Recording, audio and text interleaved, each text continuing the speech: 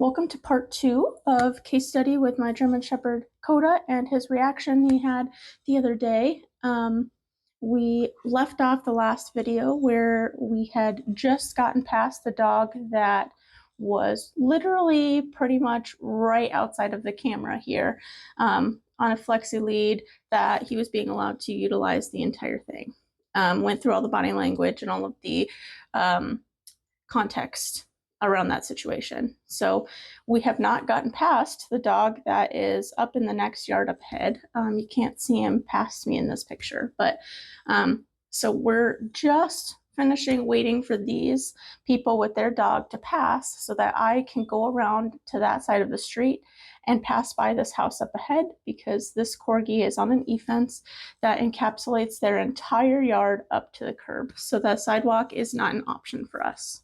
So we'll start off right with the reaction here. The dog is literally right outside of the camera viewpoint here, maybe 20 feet max away. You can see with a little assistance from me, Coda is able to kind of redirect himself. He still struggles a little bit to look away, but as you can see here, we finally made it to the public access road. I put some treat scatters to kind of teach him to redirect himself, use his nose, and he responded well to that. His demeanor is a lot more calm now. You can see his ears are still forward, his tail is up and swishing back and forth, but it's not as rapid as it was before. He's kind of monitoring the other dog, but he's really just excited to kind of get all the sniffs from all the other dog and just kind of take in all the smells from the other dog at a safe distance where that other dog is not actually in that space. So if we compare his body language here to before, I'll play the body language before, but you can already tell he's pulling a lot less. He's engaging a lot more with his nose in the ground. He's struggling a little bit still, but his body language overall is just a lot more relaxed than it was before. So let me go back and I'll show you his body language before. So obviously while he's over threshold, he's going to have a lot more tense body language, but as he's kind of recovering from it, you can still see that his tail is quite high, and he's wagging it a lot more quickly than in the previous, and he really has a lot of difficulty with engaging his nose with anything. You could see there that I was offering some treats. He was not able to fully engage and take any treats from me, but with a little more distance, as you can see here, he immediately relaxes a lot more. He's able to take treats and his face is a lot less tense. Here, you can see when he's seeing the other dog, he gets a little bit more tense again, but it's not as it was even 10 seconds ago. You can just kind of see the drastic difference in the body language here. Now, the reason that Coda is pulling a lot more here to get to the other side of the road, despite the fact that he's not trying to go after the other dog anymore, I have made it a habit intentionally for Coda to be able to go and sniff the other dog's leftover scent after they're a safe distance away, because that allows Coda to kind of get the closure that he needs, to get the information he needs about the other dog without the other dog being physically present. And it just kind of allows him also in another way to utilize his nose and calm himself down, but it just gives him extra information about that other dog, their hormones, and all these other things that allows him to kind of get all the information he needs to kind of feel better about what just happened. You can kind of see now that we're passing the other house with the corgi, he's really struggling to kind of keep to himself across the street here. He still has those hormones, that stress running through his system, making it a little harder for him to disengage, but he's doing pretty well compared to before. Here I did some more treat scatters in the grass just to help re-engage his nose and bring his whole nervous system back down so that he's in a better state of mind to be able to handle passing the dog the rest of the way. And so I'm just utilizing this as a training session to really just help him understand he has other coping mechanisms that he can utilize rather than engaging with the other dog. So this would look like making space for himself, looking somewhere else, using his nose, really just removing himself from the situation. Here he's wanting to look at the other dog. I'm willing to start crossing the street here now that we're getting to the edge of their property, and I'm just trying to give Coda as much opportunity as possible to practice utilizing his coping skills and to practice being able to watch the other dog and kind of get his bearings about the situation. You can see that he's still kind of engaging with me off and on here. And so I'm trying to just give him as much loose leash as possible so there's as least amount of tension as possible. Here, Coda's really struggling a little bit, so I'll pause and give a breakdown as to why he's struggling so much. Okay, so let's talk about what's going on here. So you'll see here, so Coda's been off and on in this video, which I will show. He's kind of been struggling off and on with trying to figure this dog out. He's a little nervous and he's trying to gauge what this other dog, what their intent is. Not all dogs will be like this.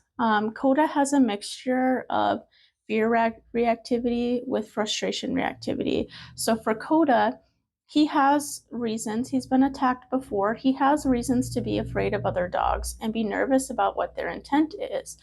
And he gets frustrated by not knowing, and it makes him want to gain a little more distance and figure it out. That's not always the safest thing to do, of course, and he's still afraid at the same time. He really doesn't understand what all of his options are. Rather than trying to investigate. He's still learning that he doesn't need to investigate the other dog to feel emotionally safe. And utilizing these other coping mechanisms instead, rather than needing to check out the other dog and actually face-to-face figure out what's going on. So the reason that he's struggling a little bit is this other dog's body language. So let's break this down a little bit. So what you're seeing here, so right now this dog is making direct eye contact with Coda. He is not breaking his eye contact, but you're also going to see that his body is quite stiff. He is not moving and his ears are forward and his tail is very, very high and it is not moving.